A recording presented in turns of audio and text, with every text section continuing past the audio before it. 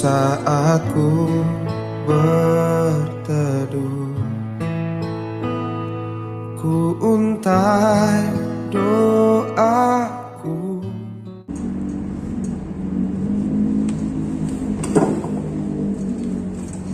Mari kita berdoa. Bapa, dalam nama Tuhan Yesus mengucap syukur kembali kepadamu atas anugerah yang begitu besar yang Tuhan berikan untuk kami bisa meneruskan belajar firman-Mu. Roh Kudus menerangi hati pikiran kami supaya kami boleh bukan sekedar memahami, tetapi kami meyakini dan kami lakukan dalam hidup kami hari lepas hari. Terima kasih Bapa atas anugerah-Mu, dalam nama Yesus kami mengucap syukur. Amin. Ya, salam Bapak Ibu Saudara sekalian dikasihi Tuhan. Sekarang kita boleh sampai belajar kepada Matius pasal yang kelima, ayat yang ke-13, yaitu mengenai garam dunia. Ya, tema kita hari ini adalah Kristen garam dunia. Demikian firman Tuhan dari Injil Matius 5:13. Kamu adalah garam dunia. Jika garam itu menjadi tawar, dengan apakah ia diasinkan? Tidak ada lagi gunanya selain dibuang dan diinjak orang. Ini Tuhan Yesus memberikan satu pernyataan mengenai kita sebagai umatnya atau sebagai murid-muridnya. Dikatakan adalah garam dunia. Kamu adalah garam dunia. Bukan dikatakan kamu menjadi garam dunia, tetapi kamu adalah garam dunia. Kalau Tuhan Yesus mengatakan kamu menjadi garam dunia, berarti itu masih dalam sebuah proses, belum jadi garam. Apa maksudnya? Tuhan Yesus memberikan satu pernyataan, kamu adalah garam dunia. Yaitu adalah garam, sudah jadi garam berarti siap digunakan, siap dipakai. Itu namanya kamu adalah garam dunia. Kalau menjadi garam dunia berarti masih proses, belum siap dipakai, sedang proses dari bahan mentah, air laut, lalu dijemur, diproses, belum jadi garam. Itu namanya kalau Yesus mengatakan kamu menjadi garam dunia. Tetapi Tuhan Yesus tak pernah salah dalam pernyataan firman-Nya. Kamu adalah garam dunia.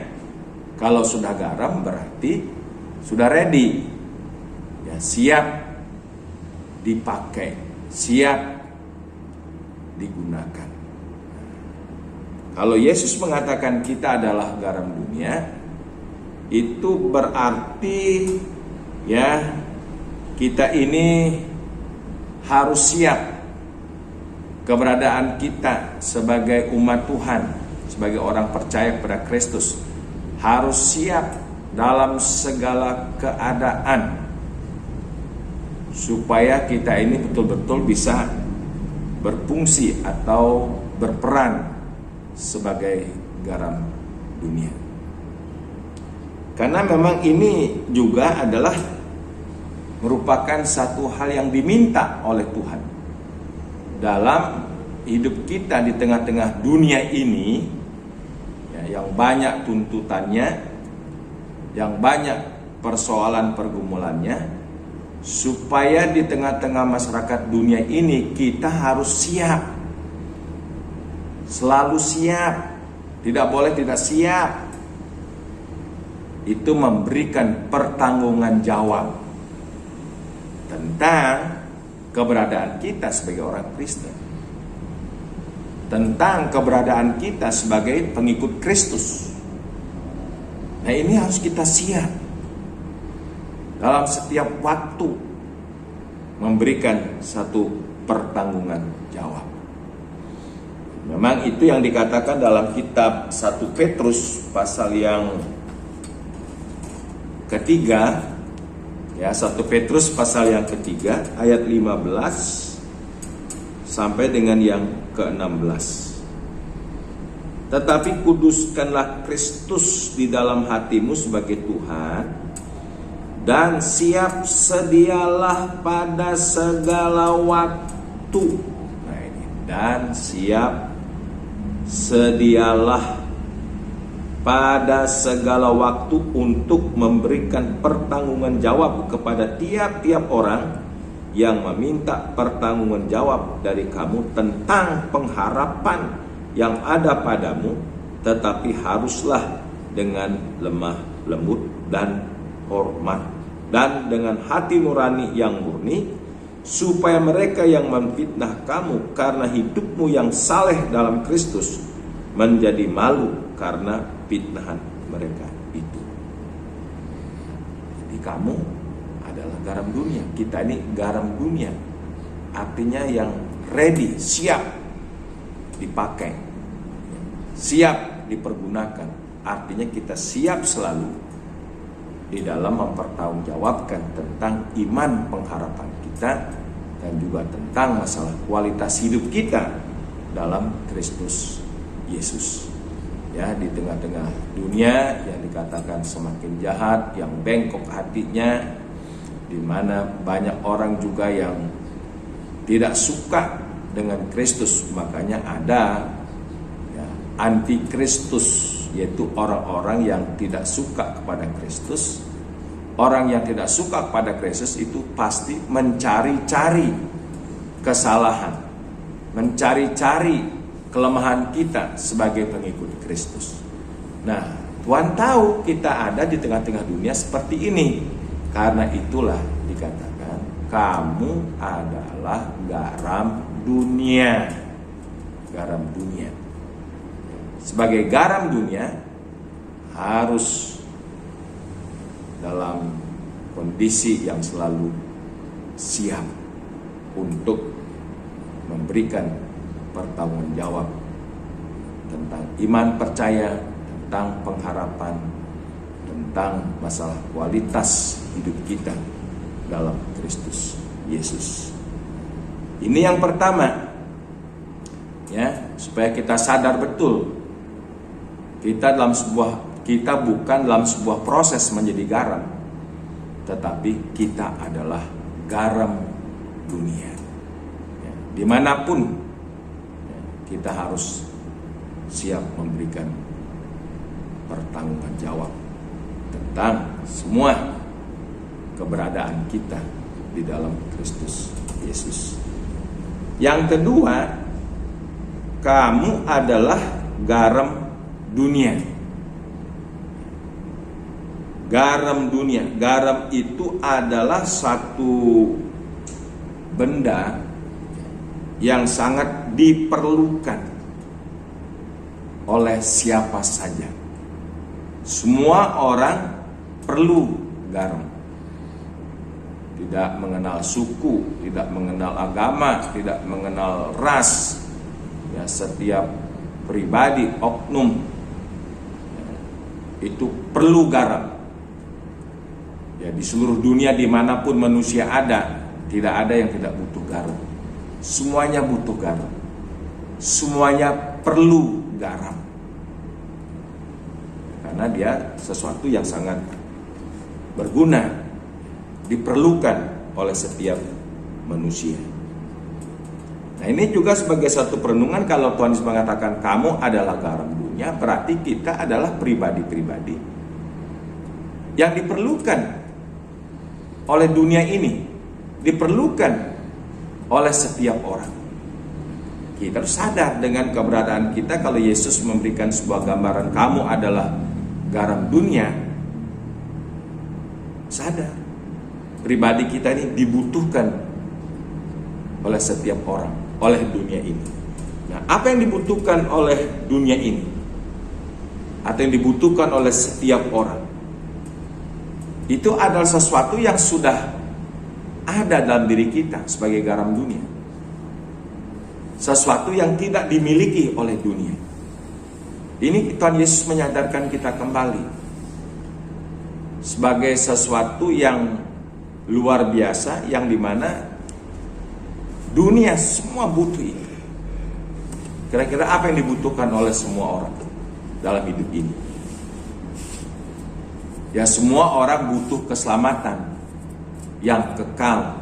Semua orang butuh penebusan, pengampunan dosa. Nah, ini sudah kita terima dalam Yesus Kristus. Makanya sebagai pengikut Kristus, sebagai umatnya, dikatakan kamu adalah garam dunia, adalah pribadi yang dibutuhkan oleh dunia ini, di mana kita harus men-share, memberitakan tentang yang belum dimiliki dunia, yaitu kepastian, keselamatan, penebusan, pengampunan dosa. Coba tanya kepada semua orang, nanti kalau saudara atau bapak atau ibu meninggal dunia mau kemana? Hampir rata-rata kalau saya bertanya seperti ini kepada banyak orang, setiap orang dah, jawabannya apa? Maunya ke surga. Ya, pasti surga, sesudah mati mau ke surga. Kalau bisa ke surga. Kurang lebih demikian. Kepada seorang penjahat sekalipun yang hidupnya nggak benar, ditanya coba, Bapak nanti hidup begini, kira-kira kalau mati mau kemana coba? Ya maunya ke surga. Ini semua adalah pernyataan-pernyataan semua manusia dunia ini membutuhkan hal yang sudah kita miliki di dalam Kristus, yaitu adalah keselamatan, hidup yang kekal, pengampunan dosa. Ini harus betul-betul kita sadar, kita ini sudah ada ini makanya dibutuhkan. Makanya kita dimanapun berada, kita mesti ingat akan amanat agung Tuhan Yesus. Untuk apa? Memberitakan Injil, memberitakan keselamatan yang dari Tuhan ini. Makanya Tuhan Yesus mengutus orang percaya, mengutus para muridnya untuk pergi ke seluruh dunia. Ya. Dimulai dari Yerusalem, Yudea, Samaria, sampai dikatakan ke ujung-ujung bumi. Karena memang ini yang dibutuhkan oleh dunia. Seperti garam itu dibutuhkan oleh setiap orang. Tidak ada orang yang tidak butuh garam. Semua butuh garam. Semua perlu garam. Jadi kita ini sebenarnya dalam Yesus Kristus menjadi pribadi yang sangat penting yang dibutuhkan oleh dunia. Karena dunia belum memiliki apa yang kita miliki, yaitu adalah kepastian keselamatan di dalam Yesus Kristus. Ya. Ada banyak pernyataan-pernyataan firman Tuhan. Coba saya baca dalam kitab Kisah Rasul pasal yang ke-16. Ya, ini mungkin adalah sebagai representatif aja daripada kerinduan setiap orang, daripada keinginan setiap orang. Dikatakan dalam Kisah Rasul pasal yang ke-16 ayat yang ke-30 dan 31 dikatakan demikian. Ia mengantar mereka keluar sambil berkata, "Tuan, Tuan, apakah yang harus aku perbuat supaya aku selamat?" Nah, ini adalah kisah tentang Paulus dan Silas yang dipenjarakan. Ya, Tuhan mengadakan mukjizat, dan akhirnya terjadi gempa bumi yang luar biasa, dan semua itu diruntuhkan. Ini penjaga penjara ini, mereka pikir para nabi sudah pada lari keluar, dan penjaga penjara ini hampir membunuh dirinya, dan Paulus mencegahnya. Akhirnya penjaga penjara ini bertanya kepada Paulus dan Silas. Nah, ini dikatakan, "Tuan, Tuan, apa yang harus aku perbuat supaya aku selamat?" Nah, selamat di sini memang kalau sampai kepala penjara itu tidak, maksudnya napi lolos, wah itu hukumannya mati. Jadi betul-betul menjadi kepala penjara itu adalah hal yang sangat berat. Kalau sampai ada satu yang lolos, hukumannya adalah maut, kematian. Maka itulah mereka menjadi takut dan gentar. Ya, kepala penjara ini menjadi takut dan gentar. Maka dia bertanya, Tuan, apa yang harus kami perbuat? Dikatakan demikian, tetapi Paulus, jika ia mengantar mereka keluar sambil berkata, Tuan, apakah yang harus aku perbuat supaya aku selamat? Kan dalam keadaan yang terdesak, terhimpit, orang betul-betul butuh yang namanya keselamatan. Yang ditawarkan oleh Tuhan Yesus yang sudah kita miliki, ini keselamatan bukan sekedar ya keselamatan dari hukuman penjara, ya, tetapi adalah keselamatan yang kekal dalam Kristus Yesus. Karena itulah Paulus menjawab mereka, percayalah kepada Tuhan Yesus Kristus dan engkau akan selamat, engkau dan seisi rumahmu. Saya mengatakan ini adalah sekelumit, ya, satu kesaksian dari kepala penjara ini. Saya memang meyakini orang kalau ditanya secara mungkin secara detail gitu dalam kehidupan ini yang paling penting, pasti orang butuh keselamatan. Tidak ada seorang pun yang mau masuk neraka. Tidak ada seorang pun yang mau binasa. Semua orang butuh keselamatan kekal dalam Kristus Yesus. Inilah kita sebagai orang yang percaya Kristus, pengikut Kristus, umatnya Tuhan, sebagai orang Kristen, ya, kita sudah memiliki sebuah kepastian di mana dunia tidak bisa memberikan sebuah kepastian ini. Makanya kamu adalah garam dunia. Sebagai pribadi yang dibutuhkan dunia, pribadi yang sudah memiliki kepastian keselamatan itu. Mari bersama-sama ya kita boleh renungkan, khususnya justru di masa-masa Paskah ini, peristiwa pengorbanan Kristus, kematian dan kebangkitannya menjadi sebuah pondasi, ya, pondasi kepastian anugerah keselamatan itu. Ini yang harus kita beritakan kepada dunia, karena ini yang dibutuhkan oleh setiap orang. Seperti garam diperlukan oleh setiap orang. Yang ketiga, Yesus berkata, kamu adalah garam dunia. Yang pertama tadi, kamu adalah garam dunia, berarti orang yang siap sedia selalu. Ya. Kamu adalah garam dunia, adalah orang-orang yang diperlukan oleh segenap manusia. Kenapa diperlukan? Karena garam itu adalah berguna. Makanya kamu adalah garam dunia, karena garam itu sangat berguna. Jadi kalau nggak berguna ya nggak diperlukan. Kalau berguna pasti berguna. Nah, saudara dan saya adalah orang-orang yang berdasarkan pandangan Tuhan, kita adalah pribadi-pribadi yang harus berguna. Bukan hanya bagi Tuhan, tapi bagi dunia ini. Karena dikatakan garam dunia.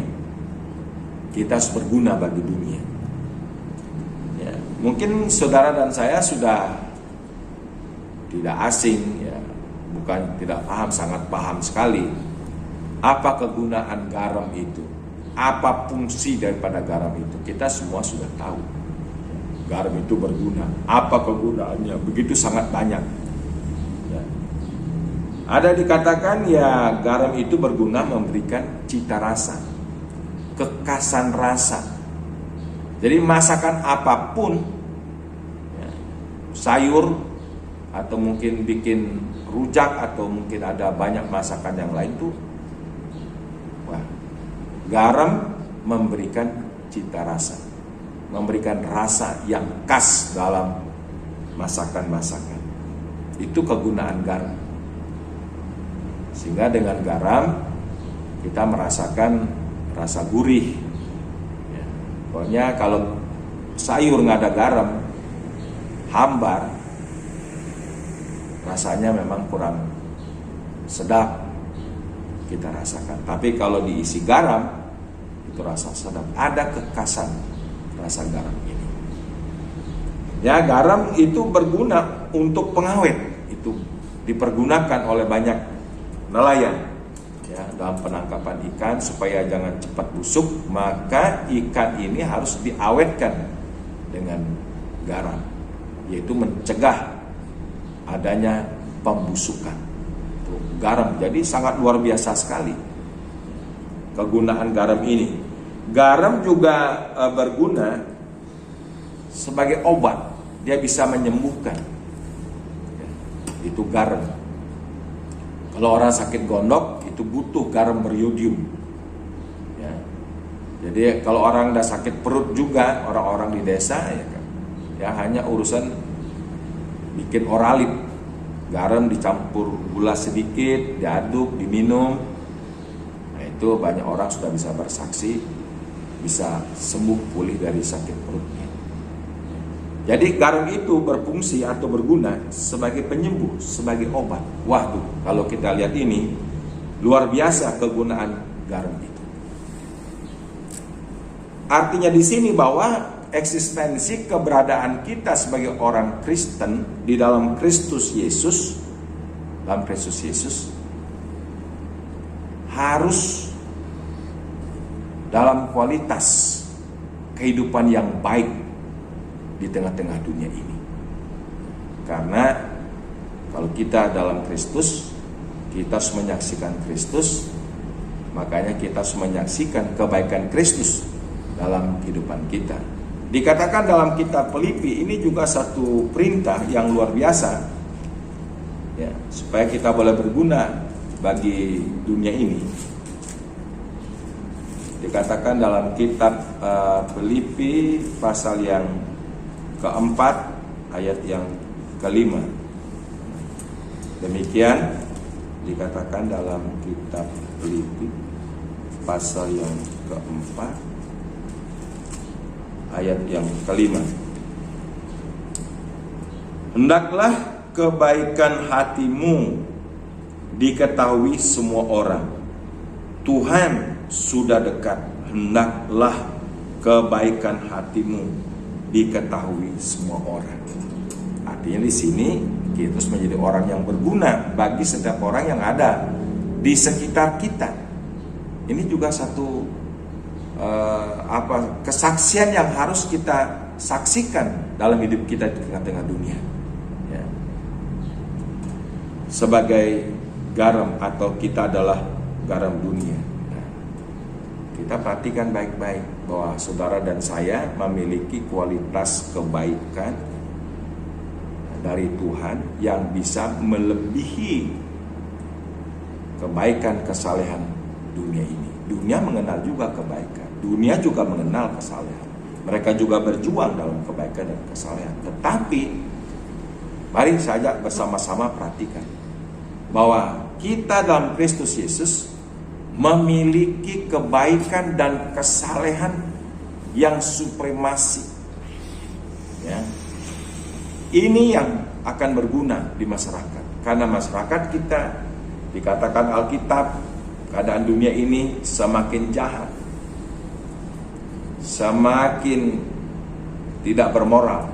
Di sini di tengah-tengah dunia seperti inilah, ya, dunia yang jahat, dunia penuh dengan kriminal, dunia penuh dengan kebencian, dunia yang penuh dengan segala macam kejahatan. Tuhan tempatkan di sini supaya kita memberikan cita rasa yang baik, menjadi ya untuk supaya kita menjadi pencegah kejahatan, dan kita pun bahkan bisa menjadi obat bagi dunia yang jahat ini. Ini sangat dimungkinkan karena kalau saya perhatikan firman Tuhan, ya, ajaran Tuhan Yesus Kristus itu memiliki etika moral yang supremasi, yang melebihi ya etika moral dari berbagai filsafat agama. Saya tidak berkelebihan. Coba kita lihat di dalam Matius pasal yang kelima ayat yang ke-44. Ini luar biasa, Matius 5 ayat yang ke-44.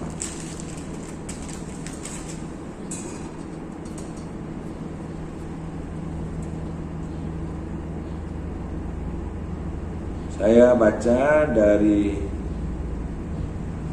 ayat yang ke-36. Kamu telah mendengar firman, mata ganti mata dan gigi ganti gigi. Ini berdasarkan hukum Taurat. Tetapi aku berkata kepadamu, janganlah kamu melawan orang yang berbuat jahat kepadamu, melainkan siapapun yang menampar pipi kananmu, berilah juga kepadanya pipi kirimu. Dan kepada orang yang hendak mengadukan engkau karena mengingini bajumu, serahkanlah juga jubahmu. Dan siapapun yang memaksa engkau berjalan sejauh 1 mil, berjalanlah bersama dia sejauh 2 mil. Berilah kepada orang yang meminta kepadamu, dan janganlah menolak orang yang mau meminjam daripadamu. Kamu telah mendengar firman, kasihilah sesama manusia dan bencilah musuhmu. Tetapi aku berkata kepadamu, kasihilah musuhmu dan berdoalah kepada bagi mereka yang menganiaya kamu. Ini kan ajaran-ajaran yang sangat supremasi, yang luar biasa. Nah, etika moral mana yang melebihi ini? Tidak ada. Tidak ada. Hukum agama, hukum Taurat mengatakan jahat balas jahat, baik balas baik, gigi ganti gigi, mata ganti mata. Tetapi ajaran Yesus luar biasa dalam kasihnya itu. Kasihilah musuhmu, ada menampar pipi kanan, beri pipi kirimu. Ajaran mana? Nggak ada. Sekarang kita telah menerima Kristus dalam kita, berarti kita telah memiliki satu kebaikan yang bukan kebaikan kita, bukan kebaikan yang sekedar sampai bersifat humanis, kemanusiaan. Tapi kita telah memiliki kebaikan ilahi. Kebaikan inilah yang kekal. Hanya kebaikan ilahi, kebaikan dari Kristus yang sanggup untuk mengasihi musuh. Kebaikan Kristus yang sanggup untuk mengalahkan kejahatan. Makanya dalam kitab Roma pasal 12-21 dikatakan, kalahkanlah kejahatan dengan kebaikan. Kebaikan yang mana? Kalau kebaikan kita manusia terbatas, ada limitnya. Kalau kita manusia kan maunya balas dendam. Orang jahat mau balas jahat, orang cubit kita balas cubit lagi. Nah, itu kebaikan kemanusiaan kita. Tapi kebaikan yang dari Kristus adalah kebaikan yang didasarkan atas kasih yang tak terbatas, sehingga sanggup untuk mengasihi musuh kita. Kamu adalah garam dunia. Ini berarti bahwa dalam segala kegunaan garam itu memberikan cita rasa, menjadi pengawet untuk mencegah kebusukan, dalam arti mencegah kejahatan-kejahatan, bahkan bisa menjadi obat, menyembuhkan. Ini luar biasa. Kamu adalah garam dunia, dan Yesus telah memberikan satu potensi ini dalam diri kita untuk berada di tengah-tengah dunia ini, untuk menyatakan kesaksian kebaikan kita. Nah, ini harus kita perjuangkan, kita pertahankan, jangan sampai nanti dia tawar. Kalau garam sudah tawar, dengan apa lagi dia diasinkan selain diinjak-injak orang, tidak berguna, menjadi sampah masyarakat. Nah, ini berarti adalah sebuah pergumulan, perjuangan yang harus kita perjuangkan setiap waktu, setiap saat. Bagaimana kita harus yang berfungsi, berperan sebagai garam dunia. Kamu adalah garam dunia. Nah, dialah kiranya yang kita sudah belajar pada hari ini, Kristen garam dunia. Kamu adalah garam dunia, adalah Kristen yang siap sedia dalam segala waktu untuk memberikan pertanggungjawab. Kristen garam dunia itu adalah berarti keberadaan kekristenan kita diperlukan oleh dunia. Kekristenan yang hanya dalam kekristenan dalam Kristus Yesus yang memberikan kepastian keselamatan yang dibutuhkan oleh setiap orang. Ya, kitalah Kristen garam dunia. Ya, garam dunia itu sangat berguna supaya kesaksian kita sebagai orang Kristen Yesus Kristus itu akan bermanfaat bagi setiap orang dimanapun kita berada, dalam lingkungan kita, dalam masyarakat kita, supaya nama Tuhan Yesus dipermuliakan. Itu maksudnya. Mari kita renungkan, kita adalah garam dunia. Tuhan Yesus memberkati. Mari kita berdoa. Bapa di surga, terima kasih untuk pengajaran firman Allah bahwa kami sesungguhnya adalah garam dunia. Ialah kami renungkan juga di masa-masa kesengsaraan Tuhan Yesus ini, supaya kuasa surgawi, kuasa salib itu mengalir dalam hidup kami, supaya kami bisa berperan sebagai garam dunia di tengah-tengah dunia ini. Terima kasih Bapa, terpujilah Allah kami, dalam nama Yesus kami berdoa. Amin.